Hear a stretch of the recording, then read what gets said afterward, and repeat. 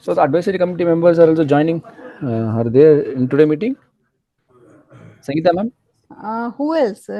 Serval will be joining. Uh, Gigi sir is in Chennai, so I have sent him link. No, advisory committee, man. So they have joined. Acha, okay. Brijmon sir is there. Okay. Pooja ma'am is there. Oh, okay. I could not see. And HR sir, HR Khan sir, I have sent the link. Yeah. Don't know. Yeah.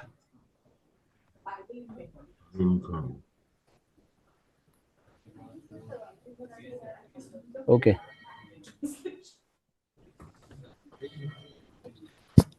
Should we start or we wait for some time?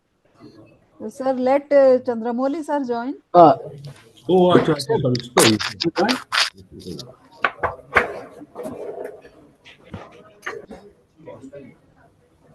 Zoom meeting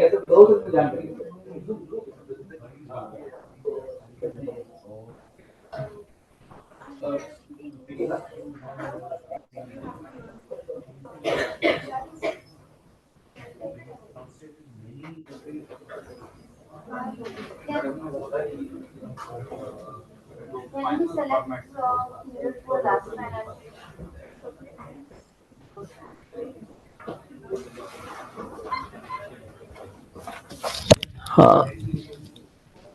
Sangeeta ma'am, have you shared the link? Have you shared the link to Chandramouli sir? I think sir is not having that. I am sharing. I am sending the link to sir now. I have sent him on WhatsApp actually because WhatsApp I didn't have his email ID na. Okay. I'm sending now. Yeah. Okay.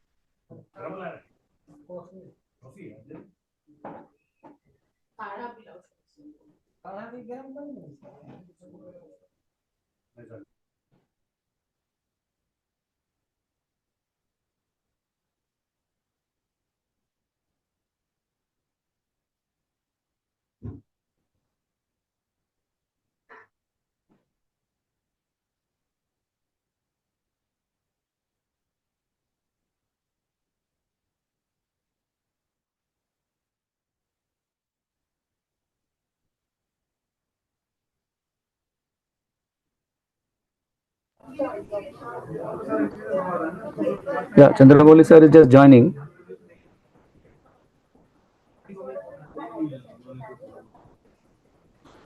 Once he joins, then we can start, sir. Yeah, sure, ma'am. Yeah. Have you given share permission? Yes, sir, already. Please check, sir, whether it is coming or not.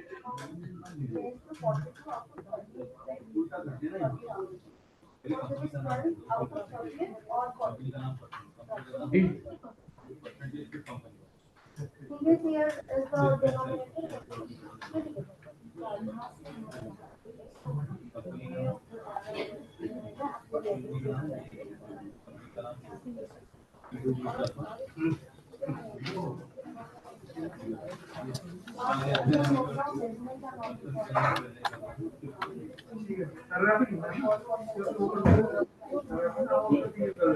Yeah, we could see the screen sharing. Yeah, now we could see the presentation. You can see? Yeah. Okay. Yeah. Then we will wait. Yeah. I think Chandramouli sir joined.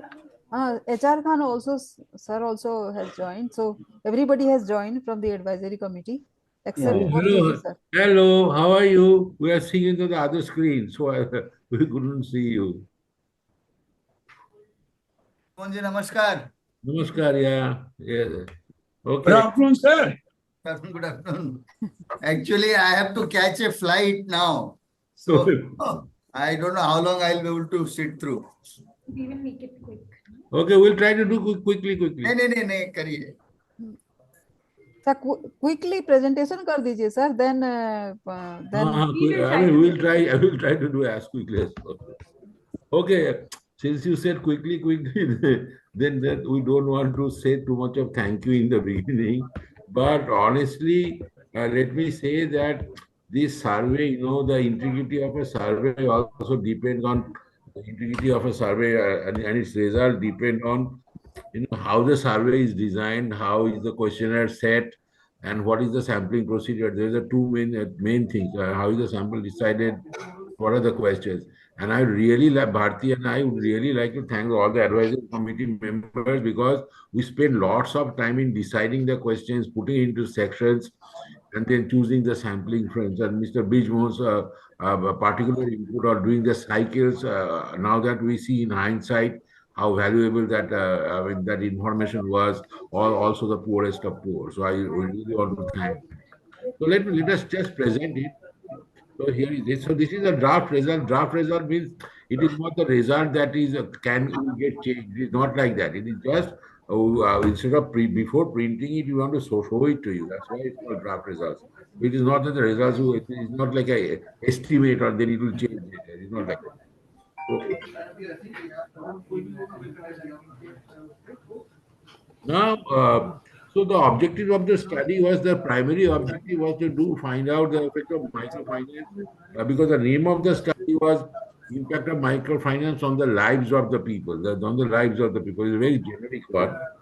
So in particular, when trying to break it down, we wanted to say that there are two parts. One is the primary objective is to find assess the microfinance in terms of economic impact, social impact, and impact on women empowerment. That's what the main part. And of course, there is a related objective, which is to find out the loan characteristics, alternative borrowing methods, so that we can have process improvement, so that microfinance can become better and better and better. But so that's the second objective. The first one being to assess the effect of microfinance on the life of people.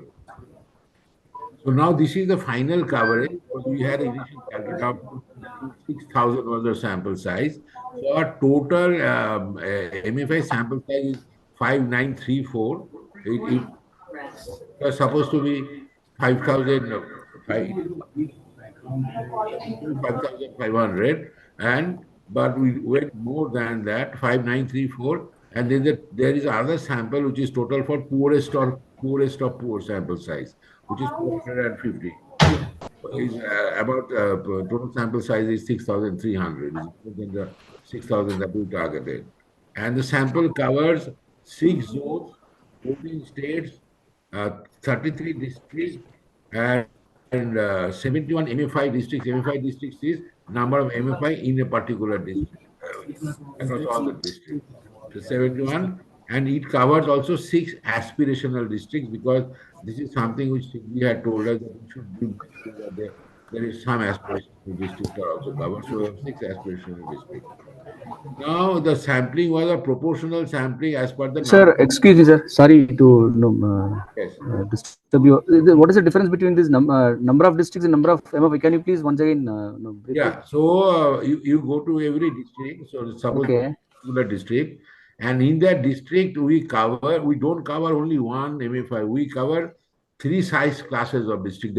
I mean, in the top 1/3 we cover one MFI, and another between, so, the top 1/3 one the MFI, next Hmm. next 1/3 one MFI, and another district another MFI. So if there are one district from there are 3 MFIs are selected, so that only the Okay. largest one is not selected. So that is why we call it that in a district there will be MFIs. So that is district MFIs. Okay. Okay. Yeah, so that so Okay, the please go district ahead. is not dominated. So basically, and then is proportional sampling as per the number of clients for each zone.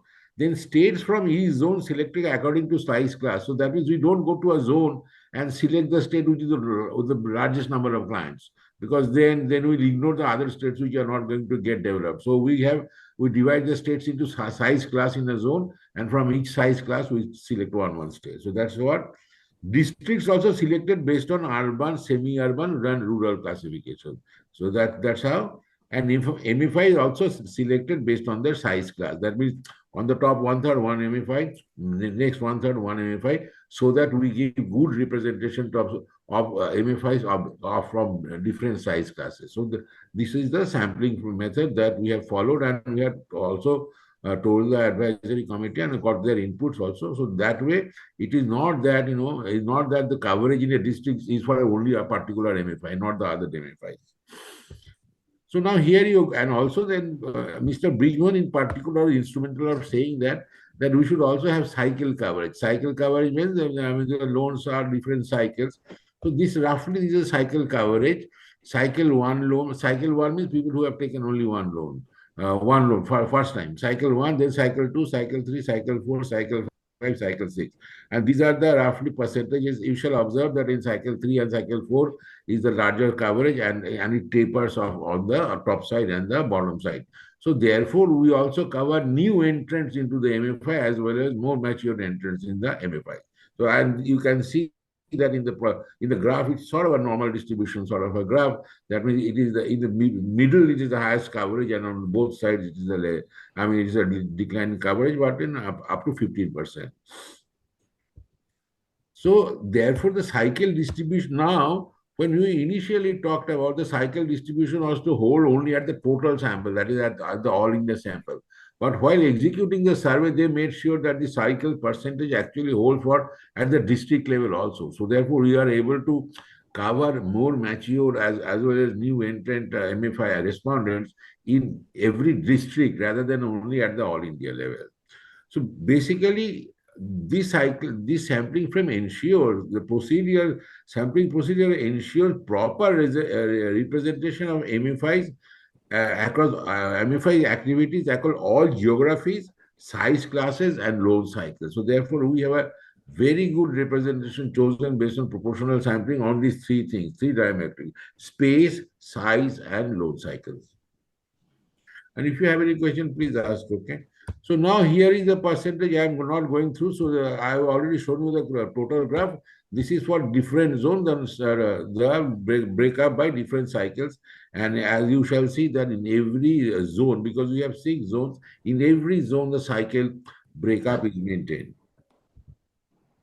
Now coming to this, now we are presenting you the results. We are presenting you the results. Of course, all the borrowers are mostly female, but it does happen there is a 2% transgender, which are transgender or male. But 98% of the borrowers are female. Now, in terms of zone, in our sample, we have South Zone, South 31%, East 28%, Central 21%, West, North, and Northeast as a declining percentage, because this is because the sample is in every zone is allocated in proportion to the number of MA5 accounts in that zone. So therefore, if you have less presence in the North zone or the Northeast zone, then your percentage is also less. These are the samples. These are just the name of. We are not going to go details into the percentages. But these are the states that have been covered with Karnataka, Bihar, Tamil Nadu, Uttar Pradesh in that order, being the largest coverage and following the other states. And finally, these are the districts. Can we move? Why can't I move this? And then these are the district percentages. And finally, in terms of our composition of urban, rural, and semi-urban, 53% is rural, urban is 34%, and semi-urban is 14%. And yes. Andhra is not there. Andhra is not. No, Andhra Pradesh is not there because it did not come out in that, because it did not come out in the top. When you are following the sampling methodology in terms of number of accounts, it didn't come out to the top in that zone. No, but Dr. Sarkar, for years and years, Andhra contributed almost 25-30%. I don't know. Suddenly what has happened. But Andhra is not there. Anyway, please go ahead. Yeah. So this is the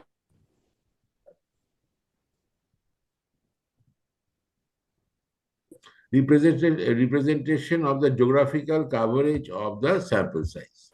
Okay. Now, in terms of the questionnaire, we are now going to present the results. So before we present, the questionnaire was divided into 5 sections. One was personal and household profile. Second was the loan details. Third was the overall impact of the loan. Fourth was the access to the loan. And fifth was the communication and interaction. So if we see this thing.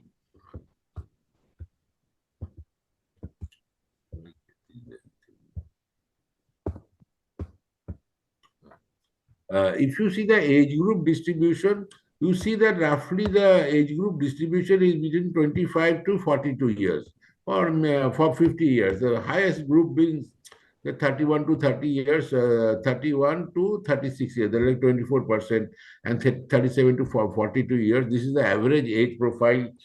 This is the average age profile of the respondents. In terms of household size, 50 roughly 50% are 50% has 2 to 4 members. Another 50% has probably 5 to 7 members. The average household size is 5 members. Now, in terms of educational qualification, you shall see that there in this picture, their education qualifications are not actually very high, because there is 32% have education between 5 to 9 years. No education or illiterate is 28. That makes it 60%. So 60% and up to another 13%. So that is like, if you total it up, it will be 3-4. They have education till only up to class 4. So therefore, HSC to SC and higher secondary and above, and even going to graduate and vocational training are 25% of people. Respondents are in some sense literate in the sense of going to class 10 and above, but 75% of the people are in the we'll not call them illiterate, we'll just call them their education is less than class 6. Now, in terms of their occupation, about 42% are skilled workers, and unskilled workers are 18%, petty traders 12%, and shop owners are 11.5%.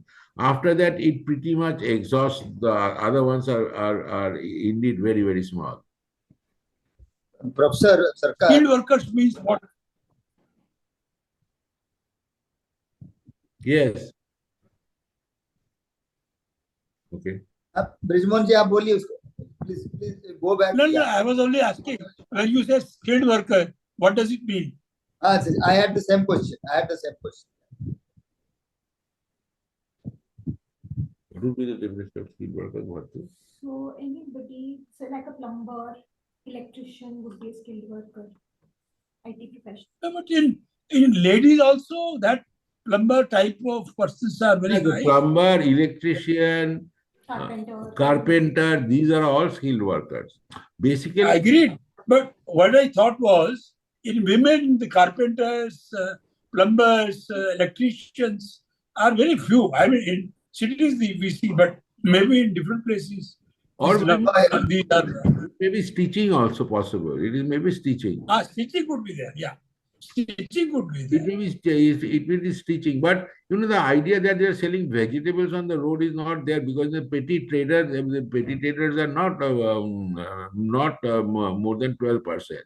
So I think mostly it will be the education, the occupation of the household. It's not. I feel, excuse me, sir.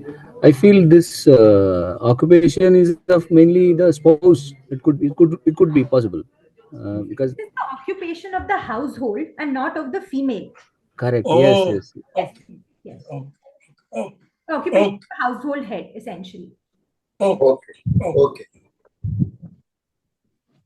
You're much better in this.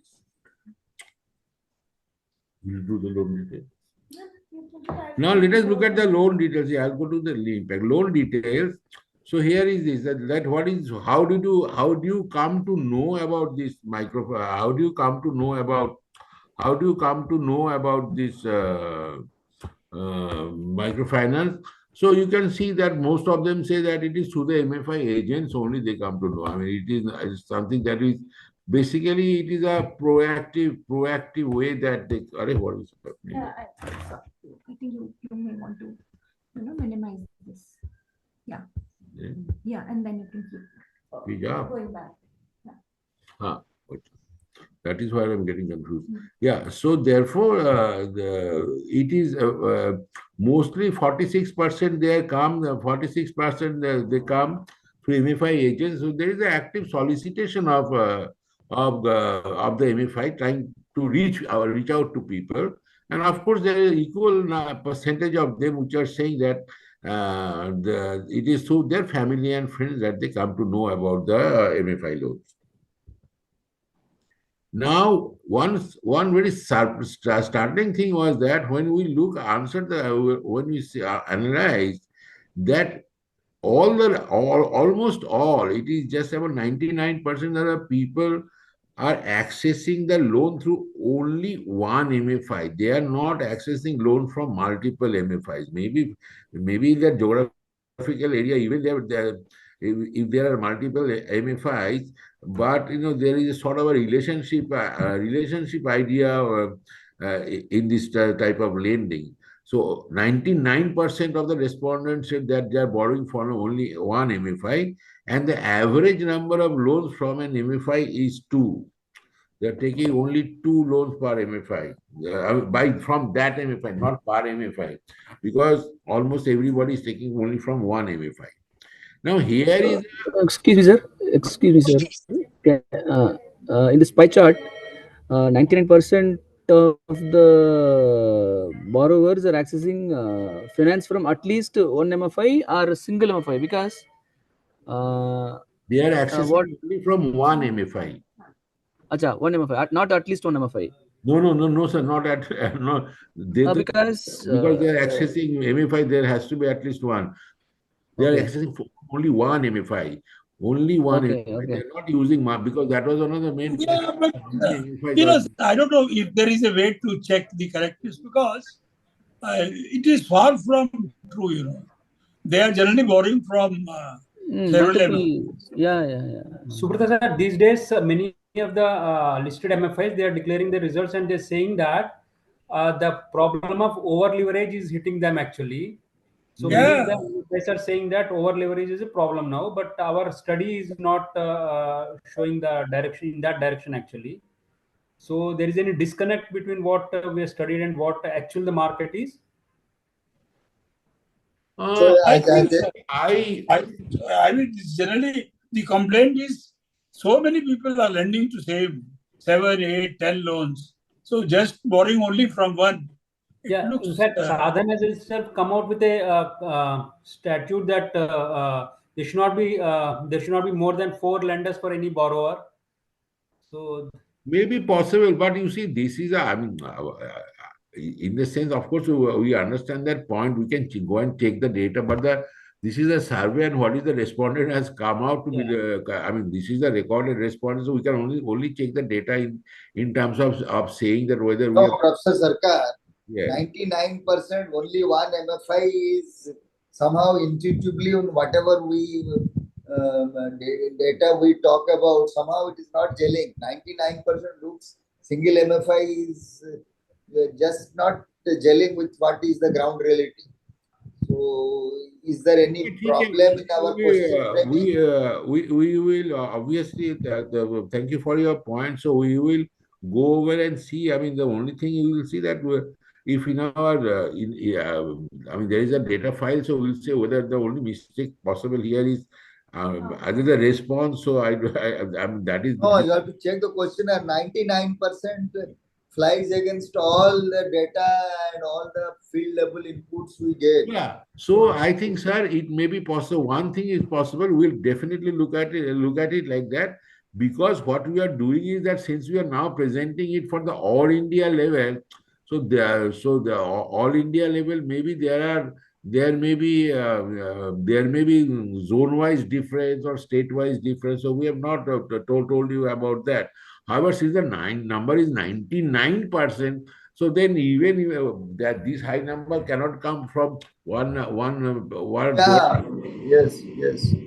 That Maybe you cannot are come. But concentrating we, your. we will look at it for sure. We will look at it for sure, and maybe we can slice it by other segmentation by districts or something like that, and see whether the difference. I mean, it gives a little bit of different answer at least by geography. Geography. Subhata sir, one second here. Maybe it is one of the reason. Maybe that you might have concentrated on underserved districts more. No. No, No, Chandramouli, that actually all around numbers are Yeah. very large. Yes, sir. Yes, sir. क्या बोलते?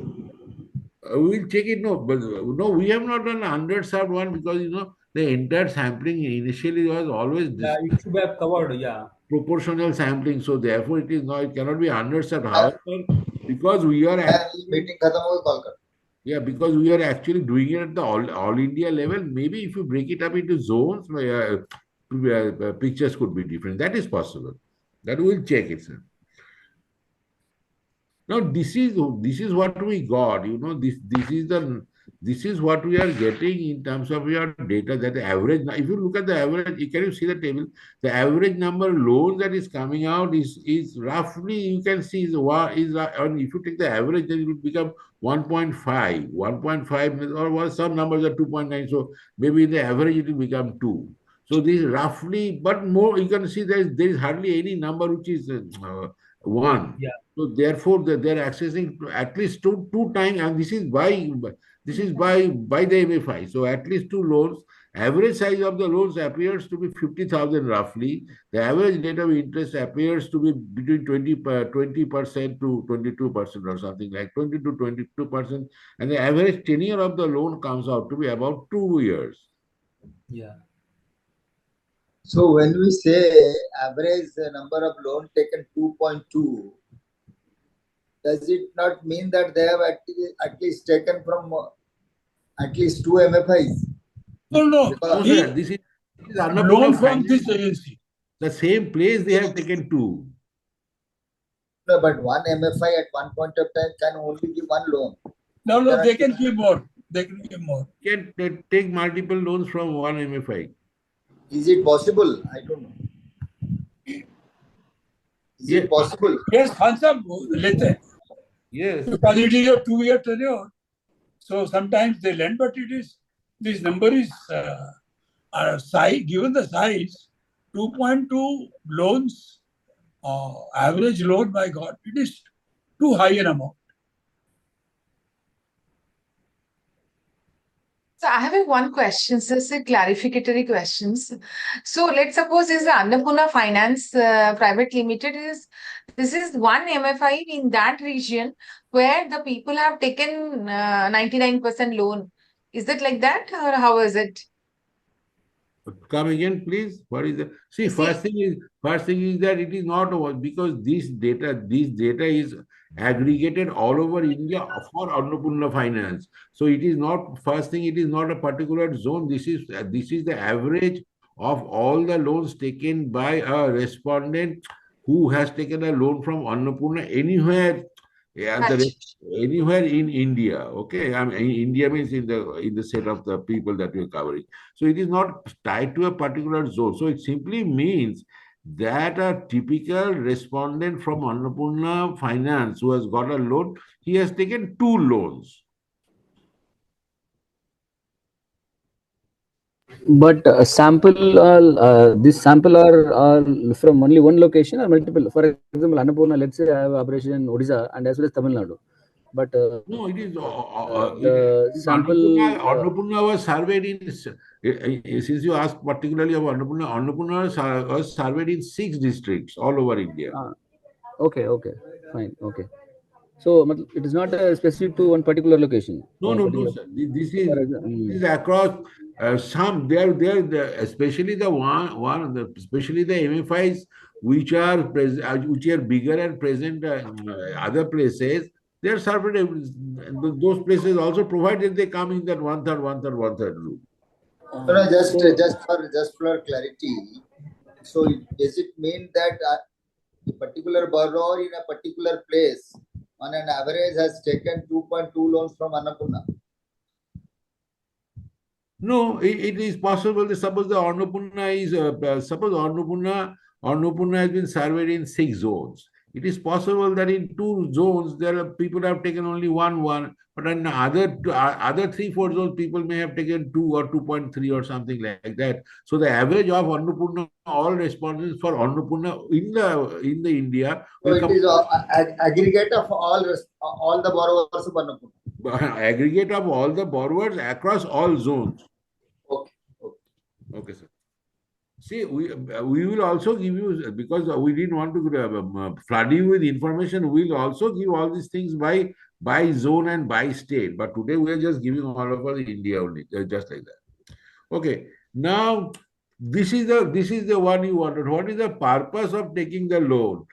65% said that to help my husband start his business, because it is not for her that you are doing. Then, of course, 62% also said to start mine, because these are multiple coding. So they said to help my husband to start the business, to start my own business, for education of my children, for building, and then it is typically goes down, so to lend to other family members and crop production. So this is so the to help my husband start the business appears to be the like 2/3 of the respondents said that they took the loan to to help their husband start the business. So there will be multiple purpose. That is why Correct. some Yes. Yeah, that's why it does not add up to 100. No, I mean, because you say, please say, why have you taken the loan, and you can tick as many multiple things that you like. Because every person may have taken for many purposes, because they don't take the loan, maybe, take 100 rupees and just spend it only one item. They might just distribute it across this. Yeah, that's why it doesn't go to 100. Methods of repayment, I'm not going to go much. They are basically paying back. So there's not much default, but they are saying I'm using savings to repay my loan. But in terms of distress, sort of distress. Are they facing distress to pay the loan? It does not appear there is any evidence that they're having a distress. They are in distress to pay the loan, in the sense that answers from like sold my assets to and belongings to repay the loan, or mortgage assets to repay the loan, or borrowed money to pay the loan. These types of answers are very less. Most of the answers are coming from that I use my savings to pay this loan, and also I just reduce my expenditures and repay from my savings. So those two appears to be the principal method of their payment, suggesting that they are not like there is no distress in while paying. So, Professor, so the question, was there any question that they are able to repay out of the income they are generating from the activity for which they have taken a loan? Because that doesn't come out clearly. That particular question was not there, but I'm guessing that. The third option. What? Repaid from my extra income by working overtime. One thing. Third and fourth. The third and fourth are there, sir. Repaid from my extra income by So repaid from my extra income generated through my new business. And repaid from my extra income generated through new business. So so that is 23%. Yes. That is also that is there. All I'm trying to say that they are somehow able to manage to pay either through their old savings, or by working more and or starting their new business. But there is no such distress like I have to pay, I have no money. But Professor, if you see the bullet 2, reduced household expenditure and repaid from savings, this would mean that some sort of a stress on them. They have to just yeah, in some sense that if you say reduce my expenditure, but that could be what. But we also find evidence of increased income, so the expenditure reduced. Yeah, so Bharti is saying a good point. When you come to the next slide, within the next 2-3 slides, you should also say that you will also find that there is some increase. Increase in income is quite high. So therefore, maybe even if they reduce,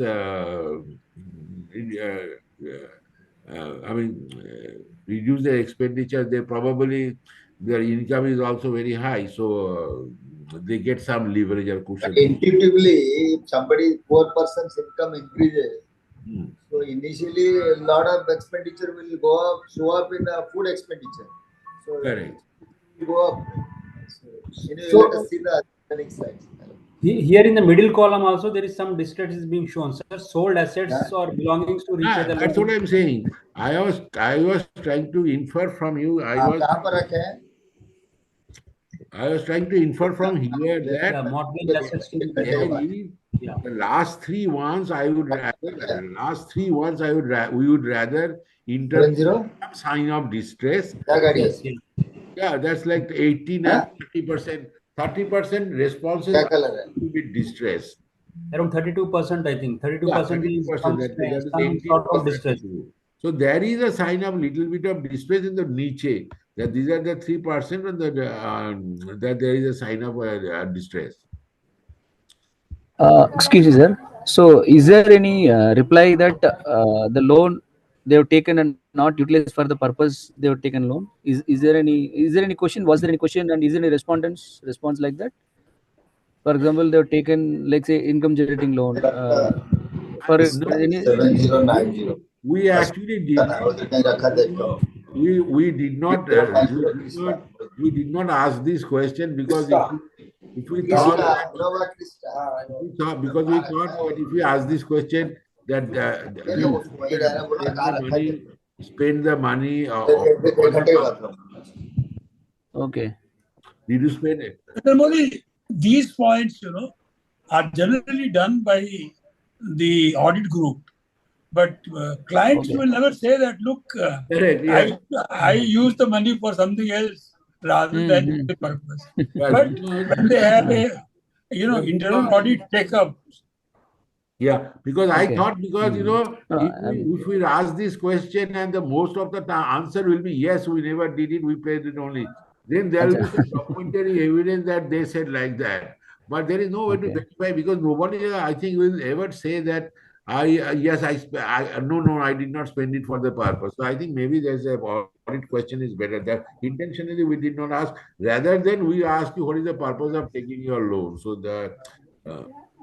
In the first column, the last one also it is showing the same thing to repay money lender. To Where is repayment of loan. 9%, 9% purpose under purpose of taking loan. 9% of respondents they have said that to repay the money Money lender. Yeah. but generally in the initial loans, first loan or so, I mean, Yeah. generally this part of the money goes to money lender because it Yes. is high cost. Yeah, So first they'll that is liquidate those loans. we take advantage. We put it in good advantage of microfinance that you are able to service money lenders loan which is high rate. Yeah. Okay. Generally, first loan part of it is used for money lenders repayment. Yeah. I think I just opened this up. I think this is an excellent point. What as you said that maybe the first loan is a first loan. They take it to pay the money lender, and once they repay, then once they're in the cycle, then they do not do. So we shall look at this particular response of this variable by cycle. By cycle, if we look at it, then we will expect this percentage to be higher in cycle 1 and cycle 2 and much lower in cycle. I mean, expecting cycle 3, 4, 5. But we'll look at this at the cycle level. Okay. Now, so this is about the loan details, and now we are going to the impact. So I'm going to present up the economic impact, and then Bharti will present the social. So here you go. So now we had asked before we started concerted question. We asked the general question. General question is change in life after accessing MFI. Simple question. Has your life changed in terms of accessing MFI question? At the time, the respondent is free to think whatever he thinks as change in life is. It may not mean the same thing to everybody. So the answers were not at all, not much, neutral, somewhat, and very much. And on the bottom here, you shall see 1, 2, 3, 4, 5 means the cycle of the loan. That means as the cycles become higher, then you have the more matured loan. And if you look at the last two bars are somewhat and Somewhat and very much. very much. So if you add the somewhat and very much, then you shall see that generally it is of the order of 90%. You see the last two bars. So most people said that after accessing the MFI's loan, my life seems to have become much better. That's the general, not the general, the overwhelming response from these respondents is a 90%. I feel that they are somehow very much. Now we went and asked this question. Says after this, change in income after MFI loans. Has your income changed? I mean, we are not. We're going to ask the quantitative question now, but before that, same idea: greatly decrease, stayed same, increase and increase. Again, if you look at the two last bars or the green bar for the highest bar, that is actually 60%. We say 60%. People said it increased. Of course, I think after doing it, it is obvious that it will increase. And greatly increased also is quite large. And if you look at the numbers, you say stayed the same, which is the small numbers, and the one which is decreased greatly. The numbers on the left hand side of the long bar is actually vanishing over time or declining. So there is a realization or an appreciation of from the respondents that after accessing the MFI loans, their income has changed. Now, here is this change. Excuse me, sir. Yeah, can you please go back to previous slide? So in this color code, I think we could not distinguish between the stayed the same and increased. The color, Okay, could you sir. please change Look, the color code? I will explain to you. Please Ah, look, yeah, yeah. please look from the right hand side of any graph. Okay, right hand side. Okay, okay, okay. Right hand side is greatly increased. Then the Okay. previous one, which is the longest bar, which is increased. Increased. After that, it stayed the same. And the small Okay. things that you are saying are decreased and greatly Hmm. decreased. So they are virtually zero. So you can ignore them. So you can see the Hmm. bars. The longest But I bar think is color code, if you change any contrasting color, that would be, I think, yeah. easy We to will change the understand. contrasting color because we chose the colors right. Color Acha, acha, acha. One indication more thing, sir. it became like that. You added any metrics, sir? For example, economic impact means any sub metrics or sub characteristic you added. The question is very vague. I mean, very generalized. Yeah, So, coming, mm, sir. yeah, Now yeah. we Okay, sir. Fine. One question. go ahead. Sir, Hello. Yeah, you have to ask anything? yes, sir, just clarificatory. So, economic impact, you are saying if they get the loans, what is the change in income? So, that's the only you are assessing in this figure, right? Only the whether has income has increased or decreased. That I mean, whether it has greatly decreased, stayed the same, increase. So this is only with respect to income. The question is written here only. Change in income after MFI loans. Has your Yeah. income changed after MFI loans? That's all we have asked you. Hello. Yeah. No, Yeah, please go ahead, sir. we are now asking the number also. We did not ask. First, we have asked you that whether it has increased or not. Then we are asking. So here you go. So we ask everybody, tell your total in monthly income before MFI, total monthly income after MFI. Okay, and these are all cycles. So you shall see roughly that across all cycles, the increase in monthly income, this is growth rate, is 40% growth rate because this is a log, I mean, difference in the log income. So this is the growth rate. So 40% overall, and and you can see that in cycle six, if you look at the mean in the total monthly after income, you see over cycles, no, it is increasing also. Do you see the cycles increasing 23,223, 23,674, 23,854, like that 24,962, 25,675. So over cycles also. So one is before and after. That before and after. And another question is after after getting inside that MFI loan, what is happening over cycles? So generally there is a roughly 40% increase before after effect, And across timelines of cycle 1 to cycle 2, there is roughly, later we will see in another regression, because the top one is 40% growth and niche wala is 50% growth. So the difference in this growth is 10%. That means over cycles. Yeah, Dr. Sarkar, Yes. that means over 6 cycle, the difference in income from the original income is only 10%. No. I mean, whatever income change. When you join the, before joining that, if you are joining at 16,000, no? Fair. What I'm saying is, before joining and after one cycle, the increase is 37%. Am I right? Yes. And after all that 6 cycles, the increase is 50%. So that would mean whatever happens, most of it happens after the first cycle.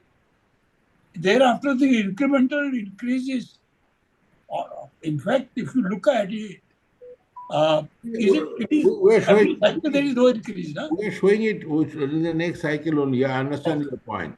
Okay. It is coming out that from the point of the first cycle to the last second to the sixth cycle, after joining, that not the 0 to 1, that you got an effect. After joining the cycle 1, from cycle 1 to cycle 6, is a 10% growth rate only. Only 10% growth rate.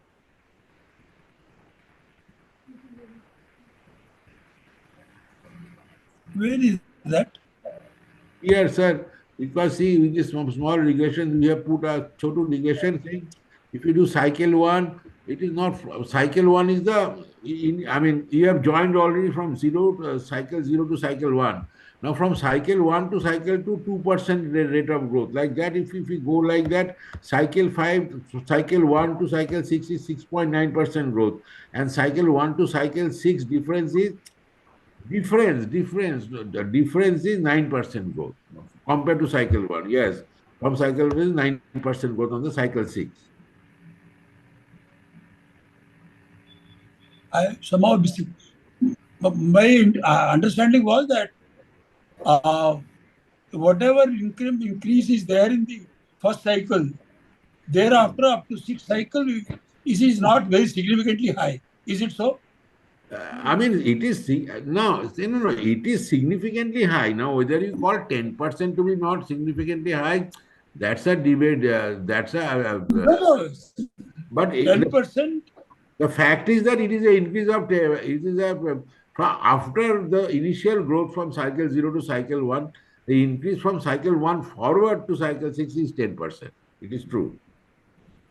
But that is very low. No? That means whatever happens in the first cycle is the real impact. Thereafter, it is very nominal. Sir, can you go to the previous slide, sir? Here, if you see, after first cycle, the growth is 37%. Then after second cycle, it's 40%. Then the growth is coming down, or how do we read? 40, say 39, then 37, then 35. Again, from fifth to sixth, it is going to 50%.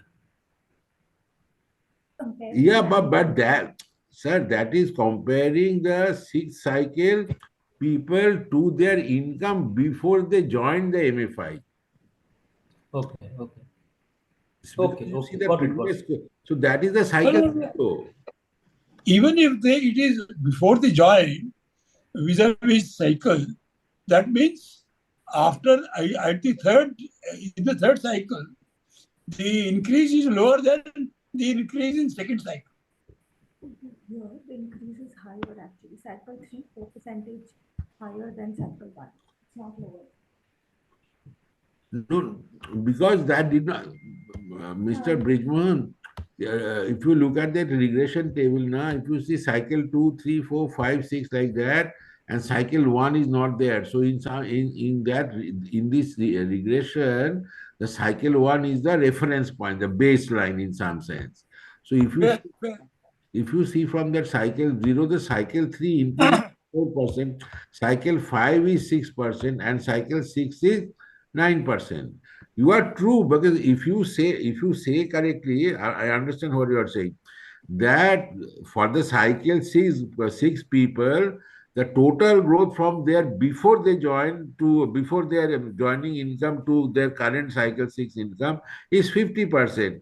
And but from cycle one forward to that is 10%, which means that most of the income was during the time that they joined. That's what you are saying, right? Yeah.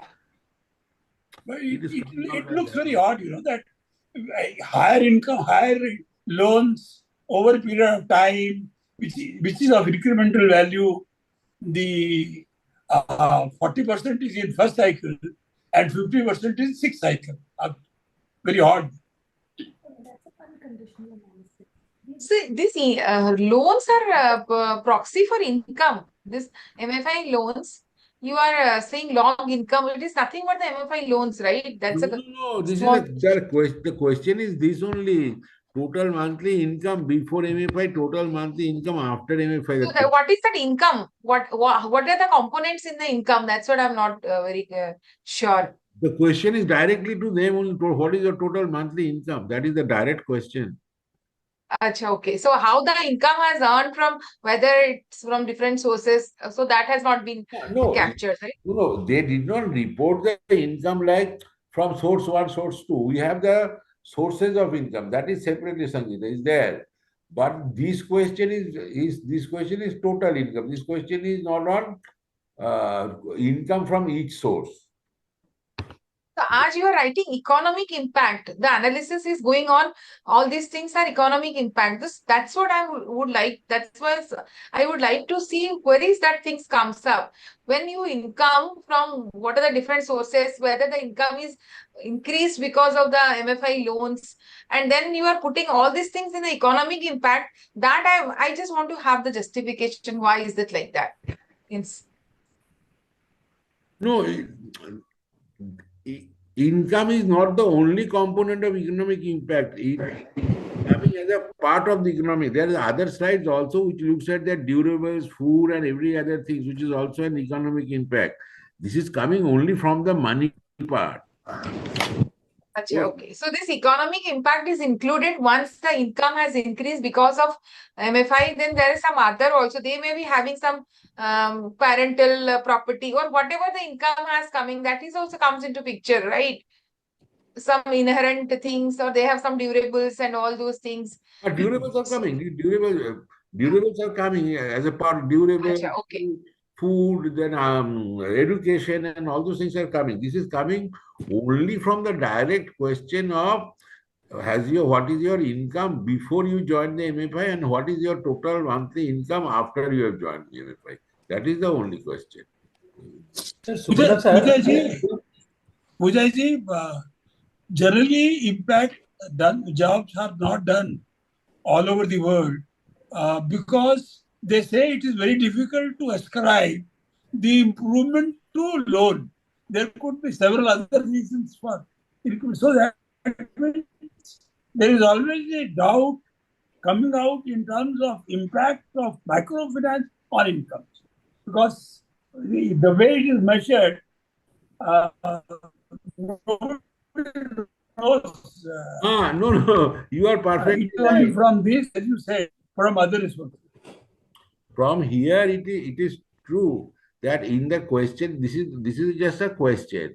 Now, if you can see that if an income of an individual can increase not only because of microfinance but because of other things, right? Are you saying that? I am saying that. I am saying that in generally people avoid making impact assessment of microfinance programs all over the world.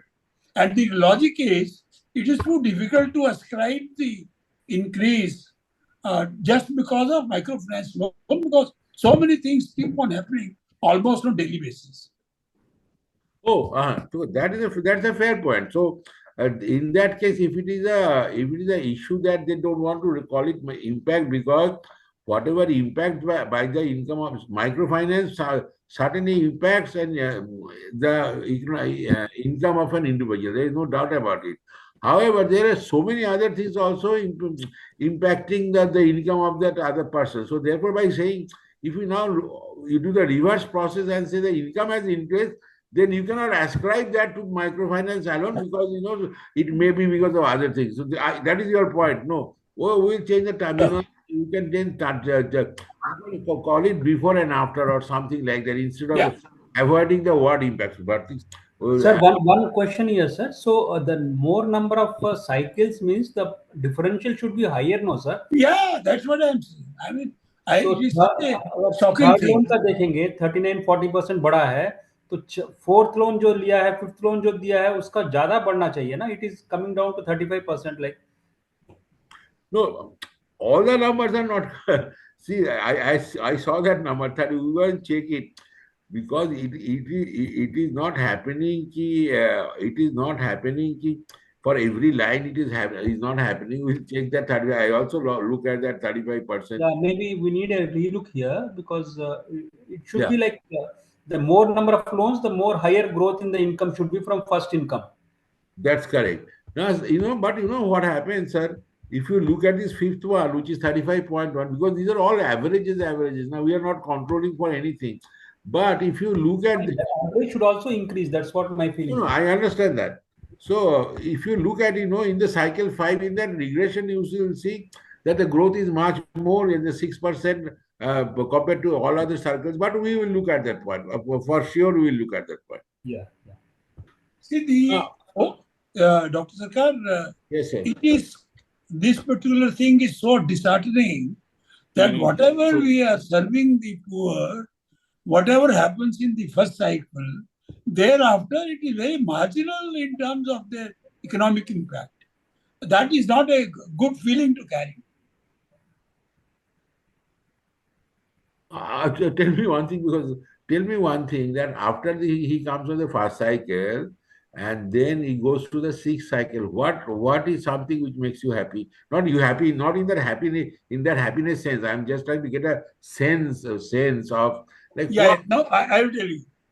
Because after the business is established, somewhere in the first cycle, and then incremental loan is coming to supplement that. So, there is a higher base on which the loan is being invested. So, as it is 40% in cycle 1, it should be something around 150% in cycle 6. Vis-a-vis the original. we understand. No. We are also see, Bharti and I are also thinking about that same point, because for us we only looked at the incremental one, because we saw that from 0 to 1 cycle there is a significant increase. There is no doubt about it. But from 1 to 2, 2 to 3, 3 to 4, 4 to 5, 4, it is not increasing. It's like 2%, 2%, 6%. Then 9, so 6 cycles, 5, 10%. Now we will go and look at one thing, as you rightly are saying, because this is a good idea that you have given. We are going to look at the loan size of the 6th cycle people and the loan size of the 3rd cycle people and the 4th cycle people. Now, for the argument that you have given, which is good, it should happen that the loan size of the subsequent cycles should be higher than the higher. It should generally it happens. Yeah, Dr. Sarkar. Because we know that, because then this average is not nice, because we should then cover it up by conditional on the size. Because maybe this percentage of increase is true for only this much size. So if your size is double or triple, then your growth rate will also become triple. We'll look at the growth rate as a function of size. However, suppose you are in the 6th cycle or the 5th cycle, if the MFI is giving the same amount of money, then it is a different issue. So I will check that, because that is one variable through which your argument can work, that they are getting more money. So therefore, if with 50,000 rupees they can generate some income, with 1,50,000 they can generate more and more income. That's what you are saying, though. Yeah, Dr. Sarkar, one more thing here. The base is higher. Every time, whatever amount comes, it gets invested. So you are dealing with a higher size of assets. Correct. Dr. Sarkar, one more thing here, like many of the borrowers, they are graduating from micro loans to individual loans and above. So that is also happening, and many of the MFIs have got the products also for that. Yes, we have a question that we have a question that are you taking individual loans? But the point is, but if they take the individual loans, uske baad to data will be truncated. We will not be able to know anything about it, na? Because that see the problem, Mr. Moli is the here. Ki, oh, whenever is the fourth cycle, fifth cycle, sixth cycle you are doing, and then the guy from the sixth cycle has graduated to an individual loan and gone away. He just doesn't come So up. that data is getting out of your system, out of your system. Because there are some people who are saying third cycle, fourth cycle, then we will go directly to the bank. And when I was in talking in the self-help group, they said some of are going. So moment they go out of that to go on that, there will be only attrition, and then we will not get to know it. However, there is a question in our questionnaire that do you want individual loan? So more those people who have said that they want an individual loan, maybe a proxy of such people who might actually go out, though they have not gone out at this moment. So maybe we can do something. Okay, then you do it from your thing. Huh?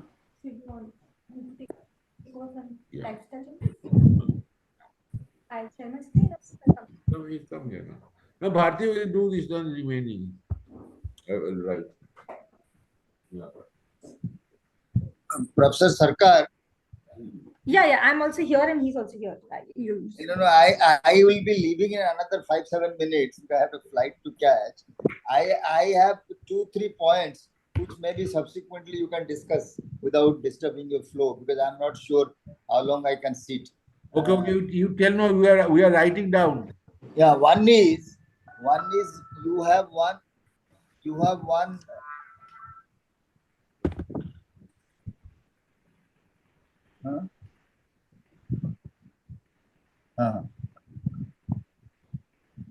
सवा पाँच तक आऊँ. Okay. Sorry. So you have one. You have said that dependence on money lender. There is in a slide. So what was before microfinance and what is our microfinance? I think that distinction is not there. So that is one. Number two, whether they are, in terms of when you say that economic well-being and all that, whether their level of financial literacy and their understanding of their portfolio has it increased? So that understanding of financial literacy has increased the understanding of their portfolio. That's what you are saying, right? Yeah.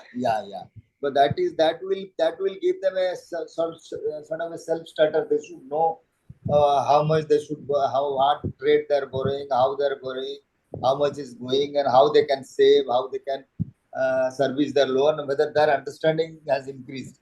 And third and final point from my side would be whether the social impact which you will now be covering and other impact, whether it is directly because of microfinance or because these MFIs are also doing credit plus activities.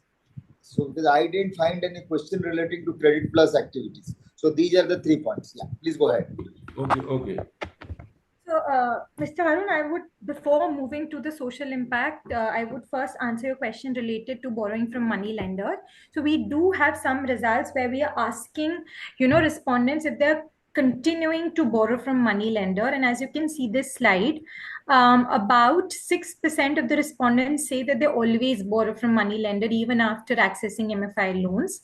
About 28% say that they sometimes borrow. And when we look at the proportion of money that is being borrowed from money lender, so around 55% of respondents say that less than 10% of their loan requirement is coming from money lenders. So there is still some dependence on money lender. That's what we find. So what was the position prior to their getting into microfinance? And what is the linkage with the cycles?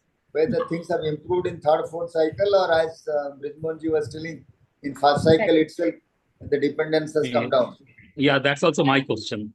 Yeah. So while we don't ask them the question as to what were you doing before, we do have some information on cycle 0 households, right? So the analysis that we've presented so far only includes cycle 1 to cycle 6 households, because the questions on microfinance are only relevant for people who've been borrowing from microfinance. But we separately conducted a survey of people who have not borrowed at all from microfinance to understand their dependence on money lenders.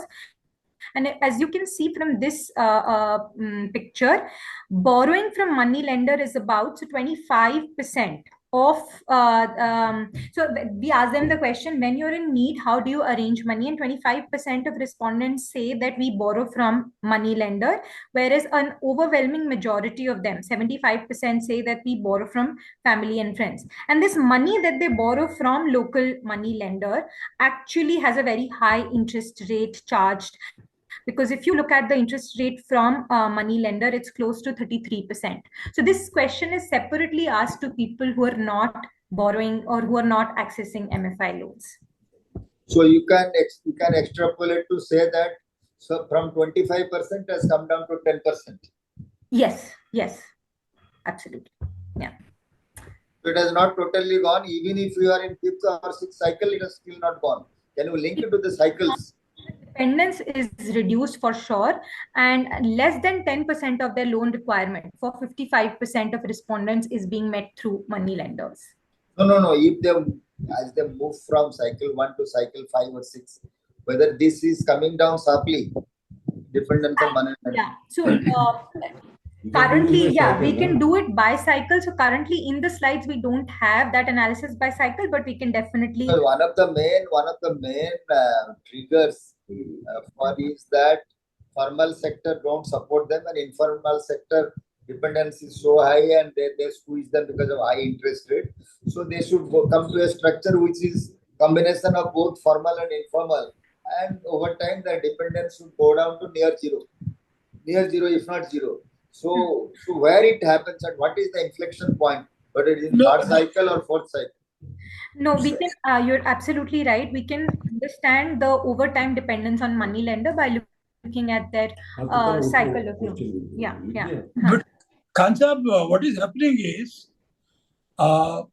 actually it is when they need it very urgently, whether it is fourth cycle, third cycle, sixth cycle, they need overnight, they have to go to money lender.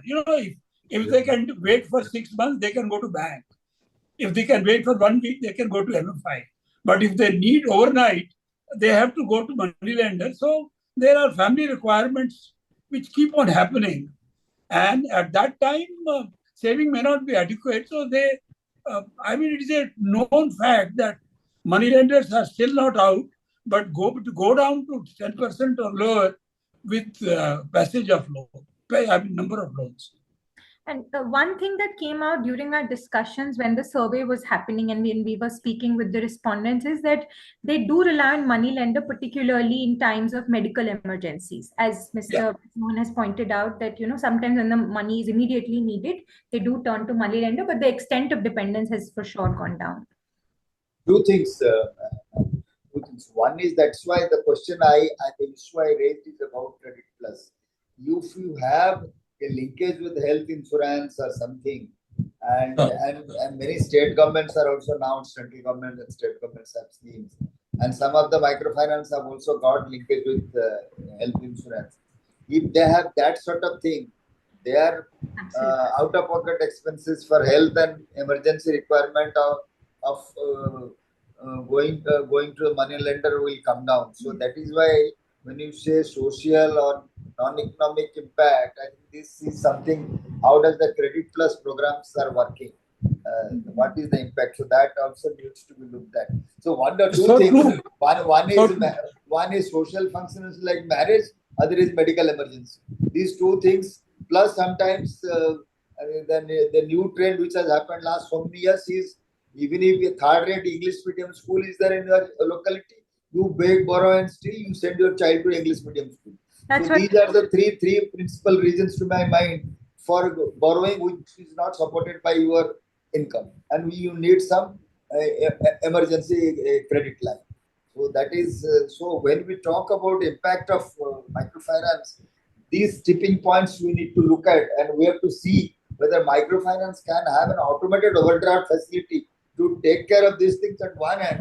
On the other hand, whether the social impact is having, social engagement is having some impact, how whether people can cut down their frivolous expenditure, and whether people are aware that health schemes are available, they should use it, not go immediately rush to a private hospital. So it's a multiple things should be happening. So then only you can have a holistic impact assessment study, but where we need to put in a little more effort to see that there is a holistic development of the people.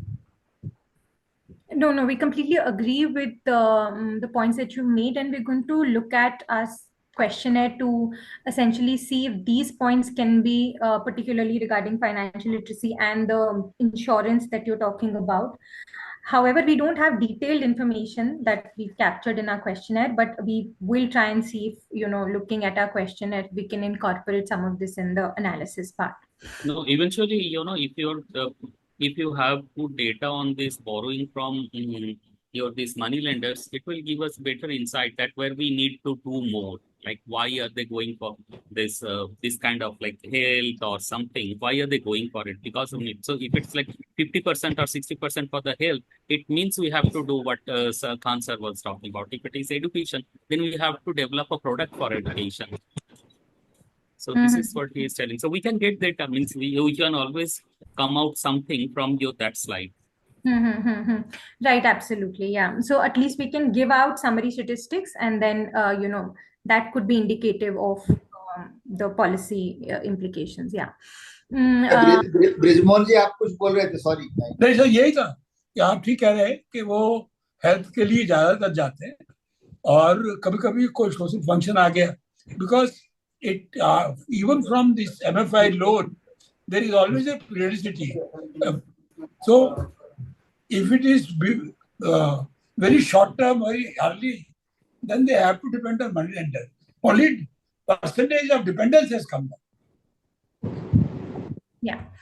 Okay, so in addition to looking at their increase in income, we also try and understand if there's been any change in their lifestyle in terms of ownership of assets, in terms of cooking fuel that they're using, right? So here the colors may not, the difference in colors may not be that much, but the lines that are below, so the lines that are at the bottom most, they indicate the ownership of refrigerator.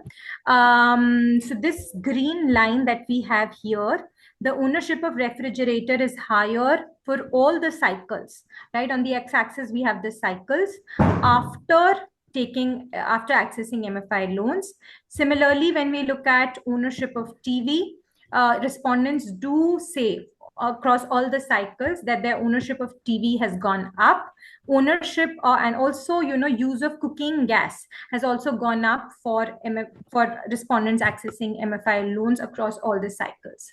So this is regarding lifestyle change. When we look at excuse me, can you please go back to the previous slide? What is there in the y-axis? X-axis is the number of cycles. What about the y-axis? So the proportion answering the ownership of TV. So the respondents were asked whether you had a TV before you accessed MFI loan. If you answered yes, we're going to give it a value 1. If you answered no, then we're going to give it a value 0.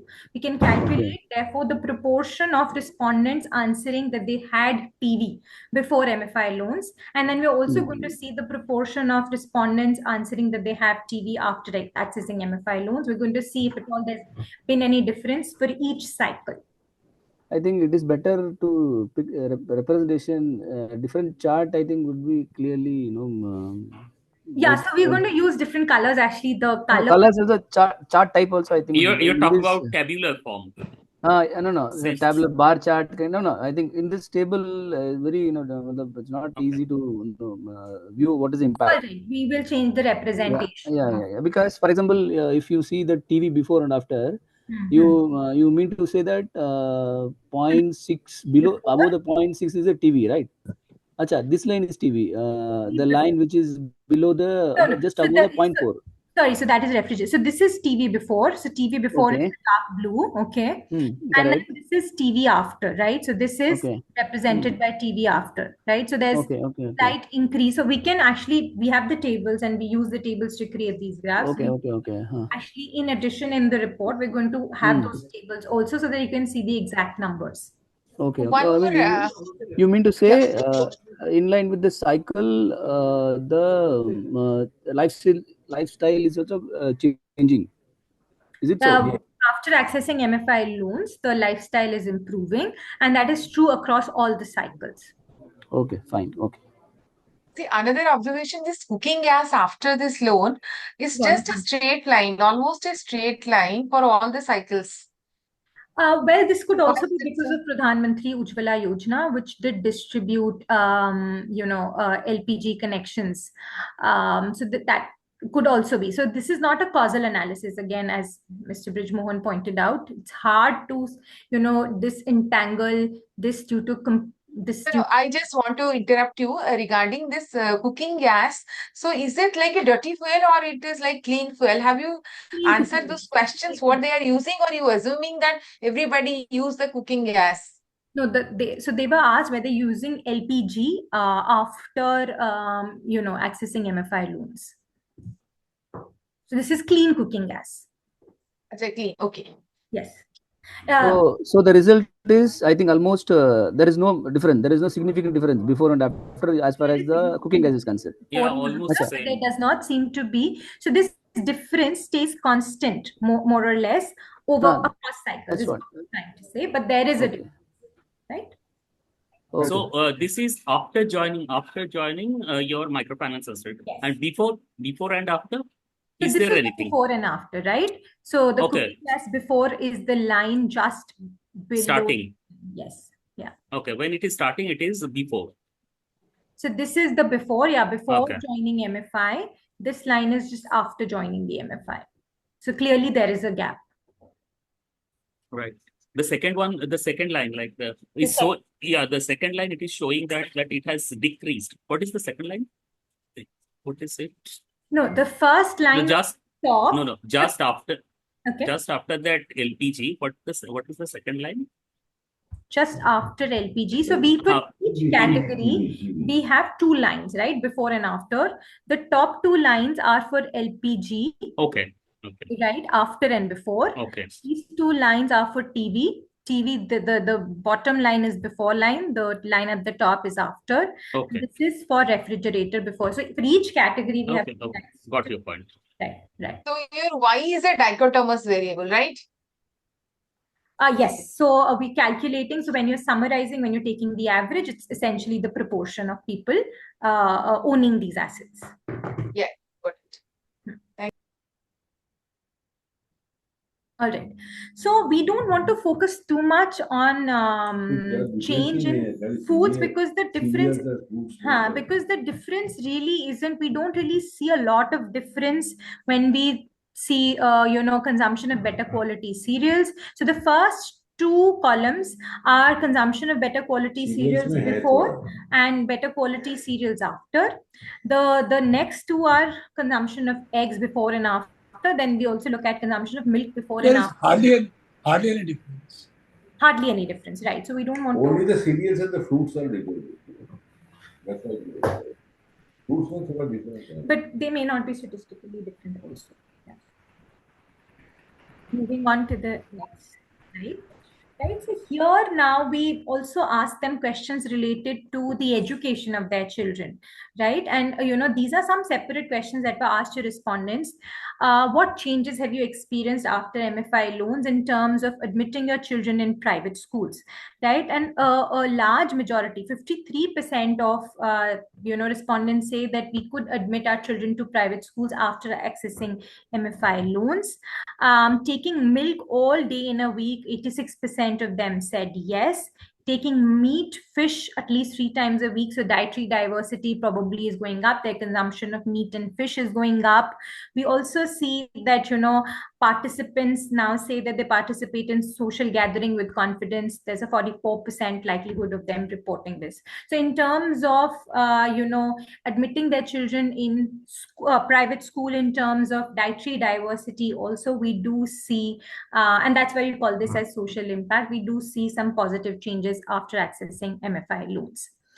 Particularly, we delve deeper into children's education.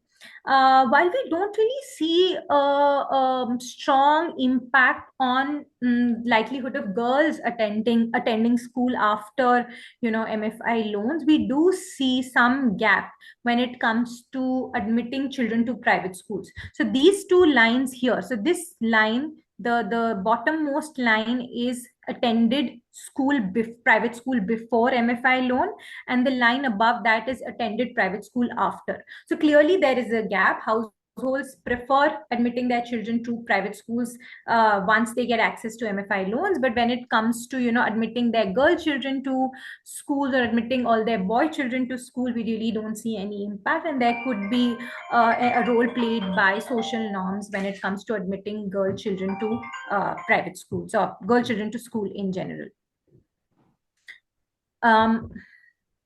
Now we also look at the impact on gender norms and autonomy of females, on whether they have increased agency after accessing MFI loans, right? So essentially on the left we have the various loan cycles, and these were questions that were asked to women, and they were asked to choose one option out of these categories. So for almost all the cycles, a majority of women, a large proportion of women end up saying that they feel confident and financially independent, which is essentially the purpose of MFI loans. A large proportion of them also say that they're able to contribute to their family through their income, and these numbers stay pretty much the same across loan cycles, right? So a large majority of them say that they're financially independent and they're able to contribute to their family through their income. They also say that some of them also say that they have now say in important decisions of the family, so their agency has also gone up in the house. We also sort of wanted to look at other ways of measuring women empowerment. We didn't want to cherry pick variables, and therefore we looked at various other ways of capturing women empowerment. So these are essentially various questions that were asked, and they were asked to choose 1 out of 5 options, where 5 indicated that they agreed the most with this option, and 1 indicated that they did not agree at all with this option, right? So if we look at questions like, are women able to take more independent decisions of household affairs, a lot of them said yes, that they're able to do it. They agreed completely with this statement. Similarly, whether they're able to use loan independently, whether they're able to take decisions towards children's education, and there are many such indicators of women agency, like whether their lifestyle has been transformed in better ways, are they confident to take decisions to purchase house, whether the recognition in the society has improved. So almost all indicators do suggest improved life of women, right? Yeah, one clarificatory question. How you have assigned these indicators?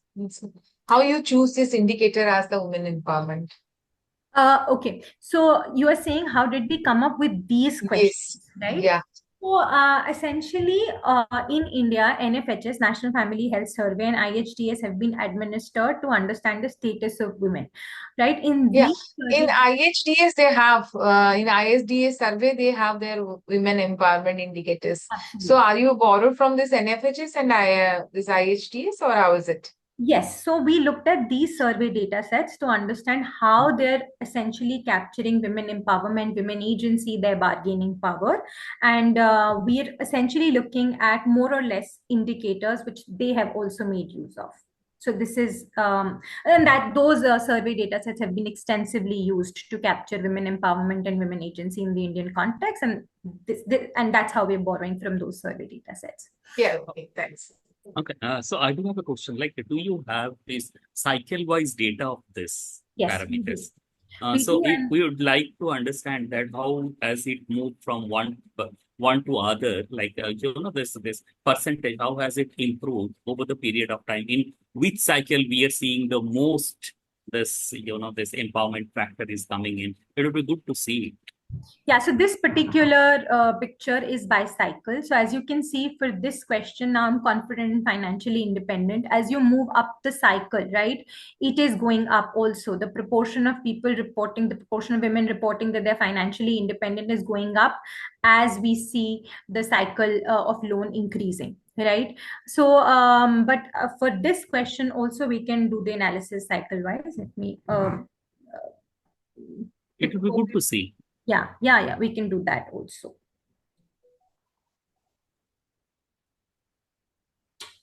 So when you do the cycle-wise analysis for the women empowerment, so are you seeing through the different districts or different rural and urban, how you segregate your data means how you So have done it we actually? have rural, urban, and semi-urban districts. We haven't really.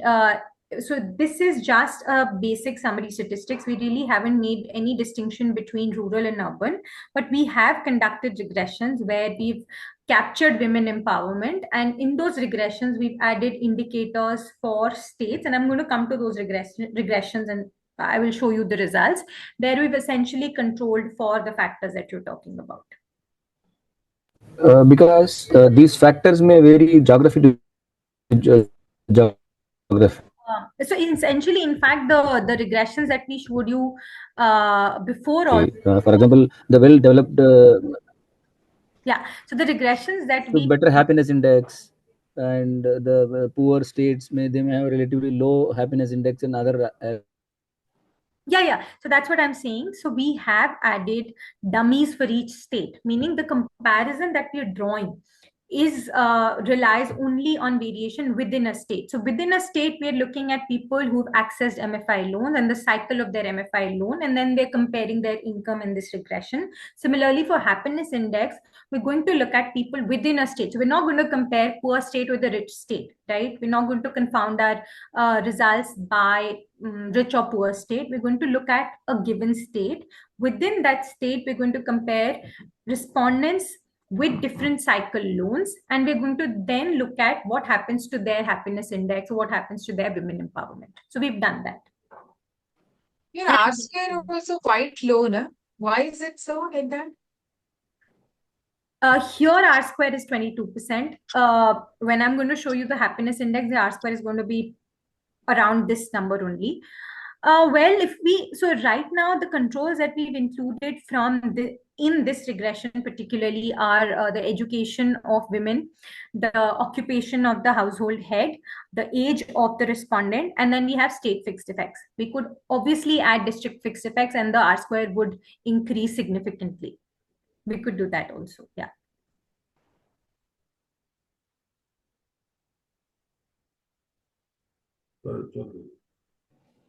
So let me, so we were discussing women empowerment, and as you've suggested, we can do that cycle wise also. Now we've looked at various components of the impact, right? We've looked at the impact on income, we've looked at the impact on lifestyle changes, we've looked at the impact on schooling choices made by the households.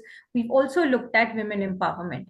Now we also want to comprehensively capture whether these households, after accessing MFI loans, feel happier or not, right? So this question was simply asked to them, do you feel happier after accessing MFI loans? And we do this by cycles. For each cycle, we look at the responses of the survey participants, and we see that most of the around 60 so around 90% of respondents do say that they feel happier, very happy after accessing MFI loans, and this number stays the same when we look at other cycles also, right? So this is a question that comprehensively captures the quality of life, whether they feel happy after accessing MFI loans. While that was a question that was asked in the questionnaire itself, but we also wanted to construct an index of happiness which captures responses on economic impact, social impact, and women empowerment. So we looked at the questions in the questionnaire around economic impact, social impact, particularly regarding education choices that the household makes, and women empowerment. We created an index based on these three categories of questions, and this index ranges from a 0 to 100. And we see that around 50% of individuals, or 48% of individuals, have an happiness index between 80 to 100, and about 32% of individuals have happiness index 70 to 80, and very very few individuals, almost close to none, have happiness index less than 50, right? So this happiness index is after accessing MFI loans.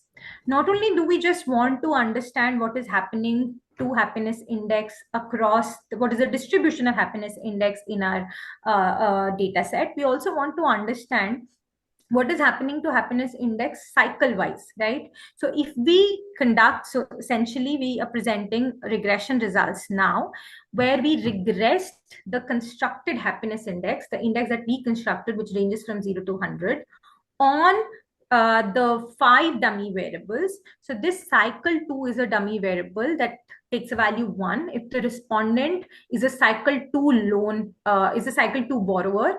And similarly for cycle 6 dummies, we have dummies till cycle 6. So the coefficients presented here would tell you the difference in happiness index for a cycle 2 borrower with respect to the cycle 1 borrower. So as we can see that the cycle 2 borrower has a happiness index higher by 2 points than a cycle 1 borrower, and this keeps on increasing, right? So cycle 3 borrower has an happiness index which is higher than 3 points, and similarly when we look at cycle 6 borrower, the happiness index is higher by 3 points. So essentially this regression tells us we could have done this by simply regressing a happiness index on the cycle of loan also, but we're not sure if the effect is going to be linear. So we're breaking it down by cycle wise, where we try to understand if at all people in different phases of their loans, they have experienced different happiness index over time. And we do see that the effect is statistically significant for all cycles, and cycle 6 borrowers have happiness index higher by 3 points as compared to cycle 1 borrowers.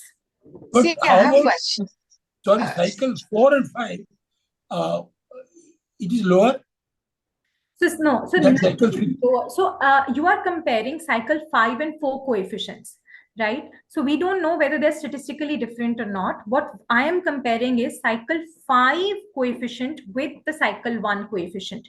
So cycle 5 borrowers, right, have an happiness index higher by 2 points as compared to cycle 1 borrowers. Now, I think what you're pointing out is that this is lower than 2.3. Well, we don't know. We will have to check the statistical difference of the...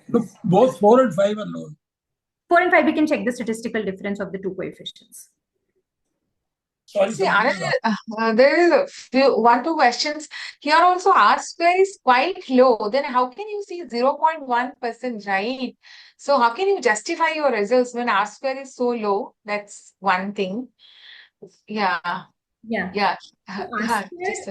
So in these regressions, we decided not to add district dummies. But the moment we're going to add district dummies, which we also tried, the R square will go up, because essentially we're taking away a lot of the variation in happiness index, which is driven by economic, social, and women empowerment, right? So our primary purpose is to, however, understand whether there's any change in the happiness index by cycles. So R square is going to give us the total amount of variation in happiness index, which is contributed to by these variables, right? So in the regressions, in the report, we can also add district fixed effects. We can also add individual level controls. It is not adding the state dummies, right? So whatever you are saying, no. So we don't want, if you add some more variables, the R square will go high. That all of us know, those who does little econometrics, right? But we want to capture your happiness happiness index with all the cycles. I'm really worried that this relationship does not giving a good result for this R square is quite low. That's one thing. That's my main concern. And second thing is that where is your VIF? There is so much dummies. There are 6 dummies. They may create multicollinearity problems. So what is the variance inflation factor? What is that? How is the value is that? We can report the How do you control? Yeah, we can report the variance inflation factor also. Regarding R square, so right now the model says that the 19% of variation in happiness index in general is captured by all the variables that we have. But essentially we can also look at the F test for all the cycles together, right? So again, my sense is that they're going to be all together also statistically significant. We can do a F test also for all the cycles together. But we can definitely report the variance inflation factor. So these are just reporting of coefficients in a graph where we've essentially reported all the coefficients that we reported in the regression tables here in the graph, both for HI, happiness index, and log income. Now, we've presented the results, the impact, the social impact, the economic impact, and the impact in women empowerment. We also want to understand whether these impacts are larger in aspirational districts or not. Now, these districts were chosen by the government of India with a special focus, right? So we want to understand whether MFI loans also have a differential impact in aspirational districts. We look at questions that summarize these impacts for us. So first, we look at change in life after MFI loans.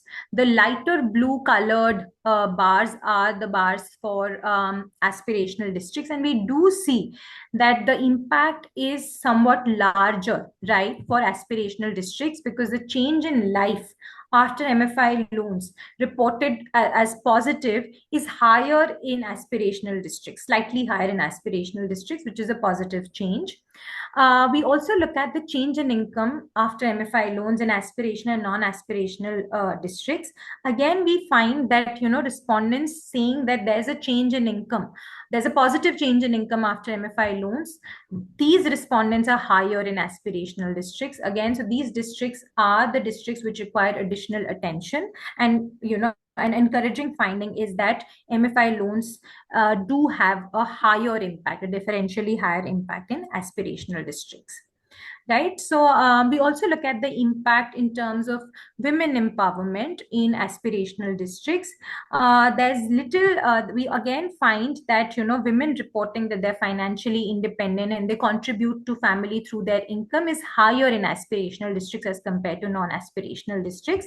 However, having sane decision making is higher in non-aspirational one. But when it comes to their contribution to the family income and them being financially independent, aspirational districts perform better than non-aspirational districts after MFI loans. When it comes to looking at just simply happiness and whether they feel happier, the result is the same whether we look at aspirational districts or non-aspirational districts. Now, in addition to looking at the impact for aspirational and non-aspirational districts, we also want to understand the cycle zero households, the households which are considered poorest of poor. Now, in this survey, in the questionnaire, we found we using a given way to classify households as poorest of poor. So essentially, if out of these 3 categories, if you qualify any of these 3 categories, we're going to be considering the household as poorest of the poor, right? So these questions are regarding household ownership, whether the household has electricity, whether the household has toilet or water tap, whether the house is a kacha house or a pakka house. The questions asked were also with respect to source of cooking fuel. If the household uses conventional cooking fuels, then the household is termed as a poor household. And the household was also asked questions with respect to ownership of durables. If the household owned less than 6 durables, the household was considered as a poor household. And if, out of these 5 questions, if any of the 3 answers are no, the household was again considered as the poor households. So out of these 3 questions, if either of the category, if the household lied in either of the categories, then the household was considered as the poorest of the poor household. Now, we also look at we also want to understand the economic situation of these poor households. The primary occupation of these poor households are actually, most of them are unskilled workers, as opposed to, the MFI loan beneficiaries. Most of them were actually skilled workers, right? Some of them here are skilled workers, but most of them were skilled workers. Their average monthly household income for most of them is up to 10,000. So 62% of these poorest of poor households have monthly income up to 10,000. And if we calculate the average monthly household income, that's almost half of the average monthly household income of MFI beneficiaries. A lot of them, close to 75% of them, actually have a bank account, which is a good news, right? Now, an important thing to note for the cycle 0 household is about what do they do? Where do they borrow from when they need money? And a large majority of them, around 75% of them, say that they borrow from family or friends, but 25% of them also borrow from money lenders. So, and this is something that I've already discussed. The borrowing from money lenders is also very costly because the interest rate charged is about 33%, whereas the interest rates charged by friends and families close to 4%. So this is something that we need to focus on. And when we see the borrowing from, when we look at the borrowing from money lenders for the MFI beneficiaries, we see that the proportion is 10%, which is 25% for cycle 0 households, right? So now we're going to be presenting some regression results for looking at the impact of MFI loans. So the first 2 columns have the happiness index that we constructed based on the economic impact, social impact, and impact on women empowerment. The last 2 columns have log of income. The first column here considers only low income districts. So these are the districts whose median income or whose income is less than the median income in the sample, and we're using per capita consumption expenditure as a proxy for their income. This data comes from the 68th round of national sample survey. High income districts are those districts whose average monthly per capita consumption expenditure is more than the median in the sample, in our data set, right? So we do see that for the low income districts, so you can compare these 2 coefficients. For low income districts, the effect on happiness index is much higher, right? So cycle 2 loan borrowers, they have a happiness index, their happiness index increases by 2 points, 2.6 points, whereas the happiness index increases by 2 points in high income districts. Similarly, when you compare for cycle 3, the effect is much larger, 4.3 here, where the effect is 2 in high income districts. So these coefficients, again, when we look at the cycle 6 coefficient, it's 4 here and it's 2.6 here. So the coefficients are much larger. The impact size is much larger. The impact of MFI loans on happiness index is much larger in poor districts or low income districts as compared to high income districts. And this is true across all cycles. And in fact, when we also compare, even within this column, when we compare the cycle 6 coefficient, it's 4, and the cycle 2 coefficient is 2.6. So as compared to cycle 1 loan, cycle 6 borrowers have a happiness index higher by 4, and cycle 2 borrowers have happiness index higher by 2.6. Now this, however, difference is much smaller, right? The difference between 4 and 2.6, this difference is significant, but the difference here in high income districts is much smaller, 2.6 and 2. So the results that we showed in the last regression table could be driven by, because we were also including high income districts in our total sample. Whereas when we break this sample into low income districts and high income districts, you clearly see that cycle 6 borrowers gain is much higher as compared to cycle 2 borrowers. Similarly, when we look at log income, right, in the two columns, the third column is for low income districts and the fourth column is for high income districts. Similarly, in this, we see that, cycle 3 borrowers have a 4% higher income as compared to cycle 1 borrowers. But in high income districts, however, this difference is higher. This difference is 6%. But when you look at cycle 5 borrowers, for example, the effect is much larger in low income districts as compared to high income districts. When we look at low income districts as well as high income districts, the effect is similar for cycle 6 loans, but the difference is much significant within a given type of district across cycle 6 and cycle 2 loans. So essentially breaking up, a sample by these finer categories will bring out the further nuances that, you wanted to see earlier. So how you constructed, I forgot to ask, happiness index? So which method you have used? Yeah. The happiness index is composed of multiple questions. So the questions pertain to your income change. The questions also pertain to, so there were multiple questions that were used to construct this index. Some of the questions were with regard to economic change, particularly with respect to your income, also with respect to whether you admitted your children in private school. It was also with regard to whether you are more financially independent and women empowerment, where we will looked at questions like whether you're more financially independent. So we looked at questions that summarize economic impact, social impact, and women empowerment. We looked at the responses. We then rescaled our responses. We then constructed this index so that it lies between 0 and 100 so that we can easily interpret the magnitudes. So this is about the impact. We also want to understand in general. Excuse me, ma'am. Yes. Yeah. So whether this happiness index is considering the purchasing power factor, their expenditure, how much they have free money to expenditure. Is it so? Look at the percentage change in income when we constructed the happiness index. We don't. So essentially, what you're asking is whether we considered the fact that there have been price changes. So we would have liked to see a real increase in income. Disposable expenditure.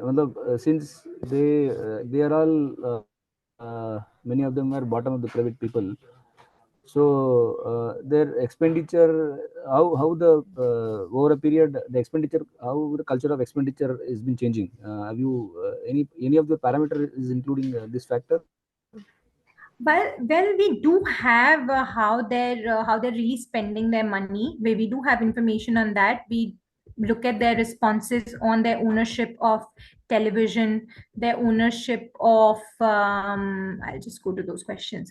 Ownership of refrigerator, whether they're making use of clean cooking gas. We're also looking at whether they're consuming, meat, whether they're consuming fish. We also look at questions like whether they're admitting children in school, particularly in private school, whether their children are continuing higher education. So this is how we're capturing the composition of their expenditure.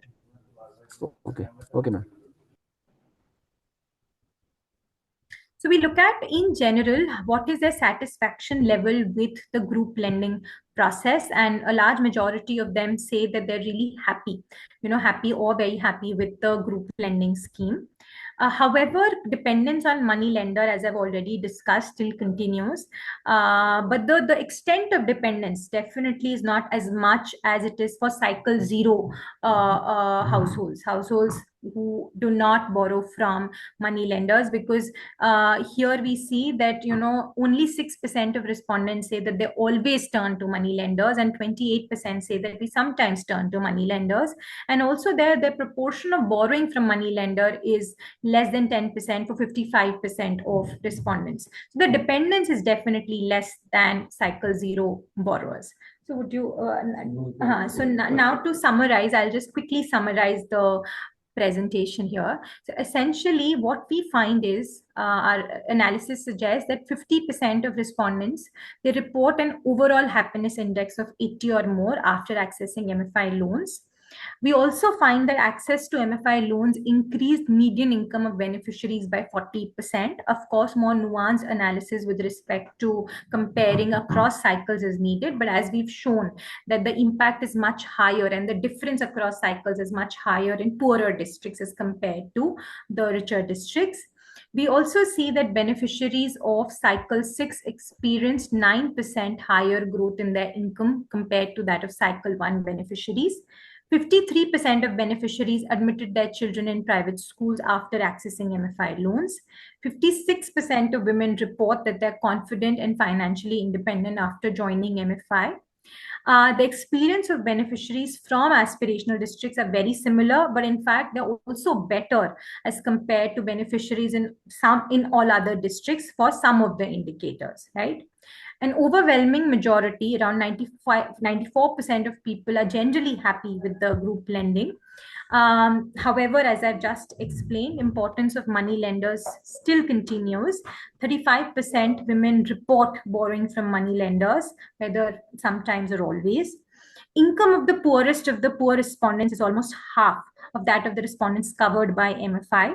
The poorest of the poor borrow largely from family and friends, but their dependence on money lender is also there, and money lenders charge a rate of interest of more than 30%. So to conclude, our results suggest that that microfinance has touched the lives of people in terms of its economic impact, measured through change in income. Also, however, we've looked at other measures of economic impact. We've also looked at measures of social impact. Microfinance has improved the lives of people also in terms of women empowerment. Now, we would also like to say that with expanded coverage, microfinance has the ability to touch the lives of many more beneficiaries, because we've seen the analysis of cycle 0 borrowers as well, and therefore can contribute to the attainment of a decent standard of living for everyone. So I would end here, and I'm happy to take questions. So Professor Sarkar is also here. I'll stop sharing. Yeah, happy to take questions.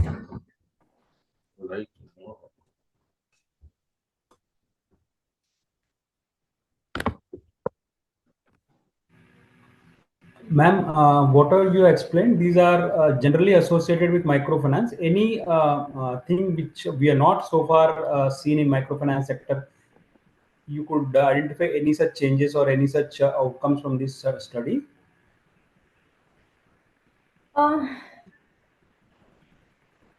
So do you have any particular aspect in mind, and therefore we can then think about that aspect in a little bit more detail? I don't have anything, but these are you have with data, you are confirming that these are the trends. So any specific thing you will be able to mention that this is the new finding our study could make out, like anything like that? So first, I think with these indicators, it is also important to move as close as we can to causality, right? So whatever estimates, we've done a literature review on the impact of microfinance. A lot of studies, including academic studies, exist in India as well as outside. But as Mr. Brijmohan has pointed out, most of the studies are unable to come close to the causal impact of microfinance, because those who are dependent on microfinance are likely to be very different from those who choose not to be a part of microfinance or choose not to take money from microfinance institutions. With this analysis and the kind of data that we have, additionally from this, what we can do is move closer to saying causal statements as the impact of microfinance by adding district dummies, wherein within a district, we compare those who are taking microfinance loans and those who are at different cycles of microfinance loans, and then looking at their impact on, with respect to changes in income and with respect to changes in women empowerment. In addition, we can also construct, because we have information on what they're doing at different cycles. right? So we could also bring in a temporal element to our analysis by seeing, because we have information on what they were doing before, what was the income level before, and what is the income level after. So just looking at the variation in the same person before and after, we can check whether MFI has brought any change, and then we can comment on the magnitude of the impact.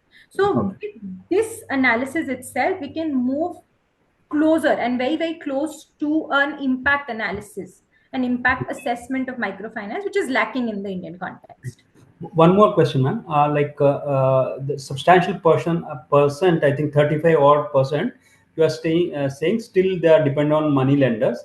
Is there any specific reason why they are not in a position to reach the microfinance institutions, or microfinance institutions are not in a position to reach them?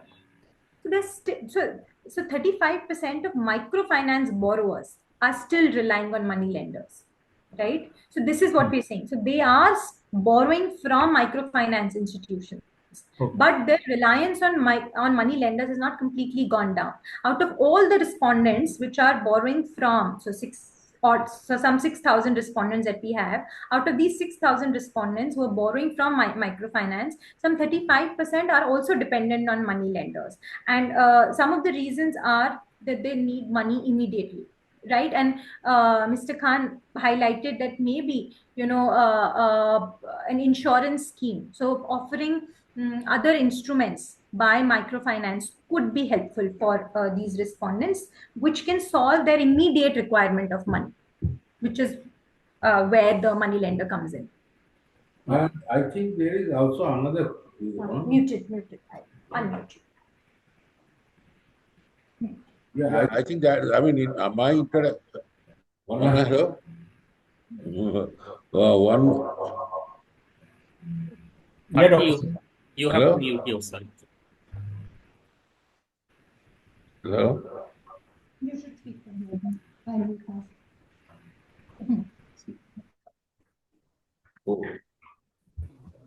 Sir, excuse me, sir.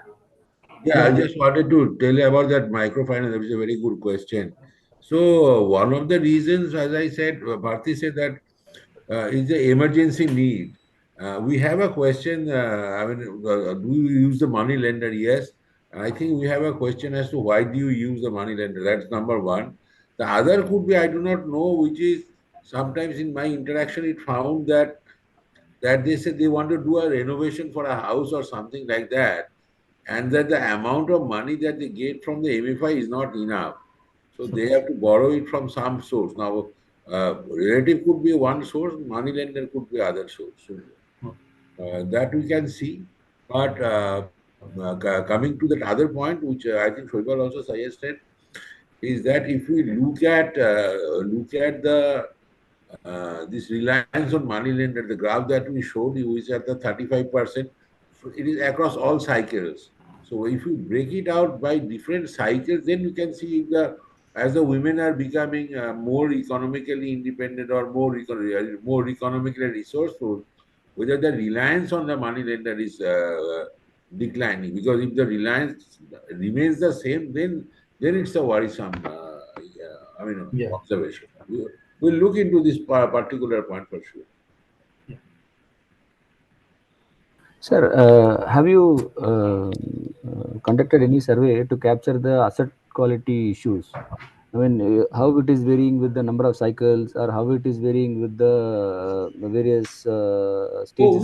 We have detailed question on the what, because we have a set of questions. The DPD buckets, how it is moving. Any data you have, that maybe I think will be helpful to analyze. That what is the asset quality? We have a question on Okay. the 17 assets. What are the assets that you own? So we can do that one. That you are trying to say that if I do by the cycle, then maybe the number of assets or the composition of assets might change over cycle. That's what you're asking. No, sir.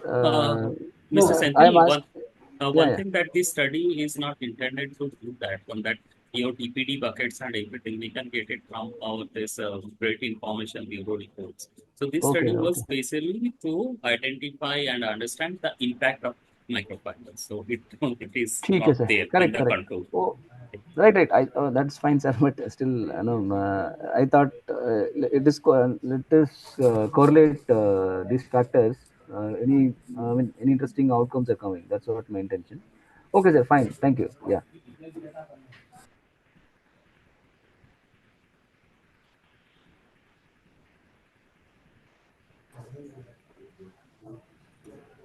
Any question from anyone?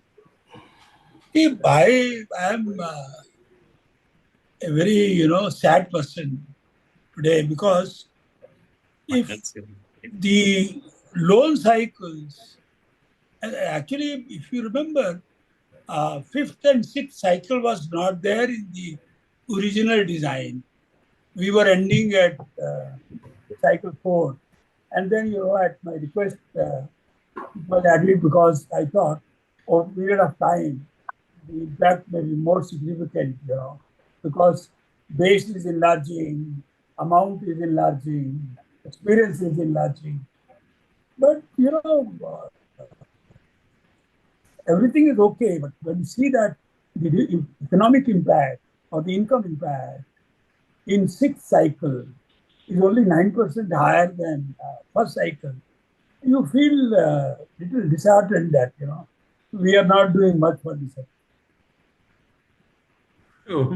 Now, what to say? I mean, we can only promise by looking at we will look.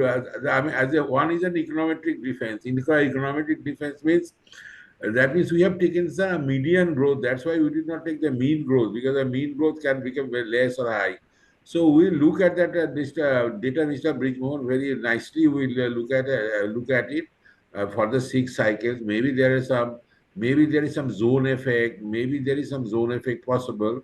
So we'll shall see that whether it is holding across all zones or all states. And then if it holds across all zones and all states, we'll also look at the number of loans that the MFI is accessing, I mean, that person is accessing, that whether over that, because see, the point is and we'll look at the average loan size of the sixth cycle, third cycle, fourth cycle, third cycle. So that we will see whether, because for the same person, we cannot observe now, but your argument is that if I am accessing the first cycle, second cycle, so that is a panel data. I need my access of loan over the time. But here to every person will be surveyed at that point of time when he's either a sixth cycle or the seventh cycle.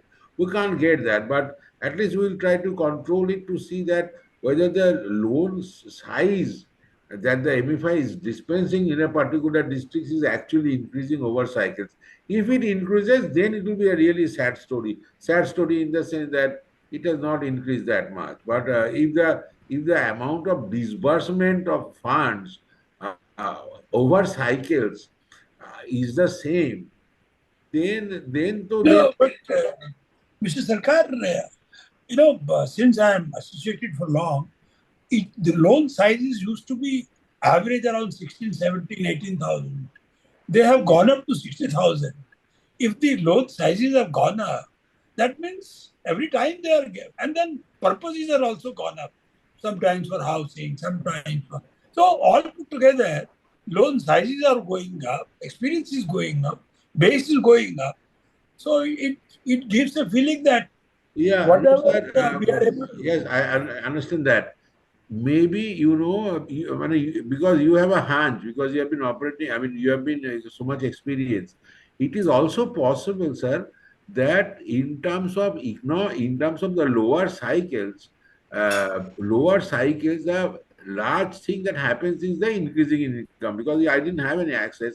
Right now I have income, so the income is the only indicator of my achievement. But over cycles क्या होता है, income may remain same, but he has already invested and done in the house. So when you are asking the question, he is not actually endogenizing the fact that he also has a house. So maybe we'll look at other assets to see whether the house is, that means see the proportion of right, Bharti, right, a proportion of house built and all these types of answers are coming much more in the sixth cycle, which means in income is a flow measure. But maybe in the fifth and the sixth cycle, it's more like a stock measure. That means they have houses. So that might actually, because since you are so experienced and you are feeling sad, I'm also feeling sad. Is that how come we can't find it? But maybe they have built a house, so we will look at that. Maybe they have built a Yeah. house. Possible. Means reason of taking loan can also give us that understanding that what exactly has happened. Yeah, I mean, I understand that, right now, because this is the first cut of the data, that we have Right. not got so much in, but today's interaction was such valuable because everybody gave so much of input because now that the data is computerized and it's coded, it is very easy to find these things out. So what was needed is the idea that, why this is a little bit incongruous. Why can't you look like this, which we can easily do. So really thankful that you have given us so much comments, and we'll look to all these points very, very quickly. Okay, thank you, Southern team and IGIDA team. Okay. Sir, we have this, we have to complete, I think, this task, I think, as per extended time up to August, na, sir. So, kindly share the report also. Today presentation, I think, it is in the form of presentation. So, formal report is also, draft report is Yeah, yeah, also. yeah. Of course, of course. This is not Hmm. of course, the formal report we will give. We No, will, no, Yeah, yeah. this is the first part of the presentation. yeah, this is Okay. So just, before finalization, there will be another presentation for fine tuning, final fine tuning. Then they Okay. will write the report. So this is the process. Now Correct, we sir. all of us we have given the inputs and yeah. tried to So understand from the let data. us do this. Now, So while we will work with a timeline, right, we will fix this, and now based on this, we are going to just present as if the draft final analysis. right, So bilkul. at that, because I will take in Right, sir. as many comments as, or not as many, nahi, all comments we'll try to take into account. Maybe some of them one we can't do just like that, but we'll do it, and that then make one final presentation. And once we say like that, then only we'll write it down, no? Because there's no point in writing down and preparing tables with this time we have to prepare everything, except that we are not going to write that formal report. We'll keep everything ready because all our regulation, it's a regulation, literature survey, everything is ready. So we'll put to we'll only not put the analysis. We'll do that only after you say it is fine. Okay. So you tell us. I will communicate with you at the date, and then we'll come back to you and with the Yes, final. yes, very much. So the Correct, other sir. thing, Dr. Absolutely. Sar, other thing, Dr. Sarkar, but we were also intending two things. One is like there are many institutions whom you have communicated to. They have their own like assessment process or assessment metrics. So if you have collected, then it would be good to have a kind of understanding that who are doing what, and if we can bring together your this exercise and also their thing and come up with a tool which can be used for the sector. These are the two ठीक things है. coming I together. got it. You are saying many of the microfinance institutions have Right, their framework of assessment. right. Like Casco, they do have their own. Yeah, so Maybe other we, institution they do have their yeah, own. but So repeating. in that case, Saber, I would just request you to. I mean, we can of course have a look at it, but I mean, it'll be very nice if it will helpful if you can get us that there. We will try to help you. You just let us know whom Yeah, did you yeah, talk to please. about on this one. Sangeeta is there to talk to them. I will also be personally talking to them if I Yeah, get time. okay. That's not at all a problem. At the end of the day, we have to have some things like one understanding has been developed. Now, if we get a tool, understanding of the sector that what other people are doing, and at the end, if we can develop a tool that this is a sectoral tool where you can deploy it on the ground and try to understand what's your impact on the ground, and we can also have CPs all here. They're always there to support us if we can develop a kind of impact report, maybe after yearly impact report or bi-yearly impact report or something. If we can develop that, that would be great. So that's what we No problem, no problem. Acha, I have only one request. Because we have got only our first installment there long back. We have to pay the median, so I request you to release the second installment. That last installment, which is 40% of the study, that you can give whenever you give after the study is over. We have no problem. We are going to raise the second invoice, and please release it so that we can pay the median. That's just my request to you. Yes, yes, very Yes, much. yes. Yes, sir. We will be paying. Last installment, sir, you can give me only after you're fully satisfied. We don't need that thing right now. We just need to pay median that survey farm. That's all. Sangeeta will Sure. definitely take it forward. Yeah. Sure, sir. We'll make it. I mean, once the invoice is reached, we'll be releasing the fund. Yes, sir. Okay, Thank you, sir. thanks a lot. Thank you. Thank you all. Thank you, Thank you sir. all. Thank you. Thank you all the Thank people, you, advisory team, all committee the team people. for joining the session. Thank you. Yeah, thank you very much. We'll be looking forward for the next presentation before finalizing it. Thank you very much.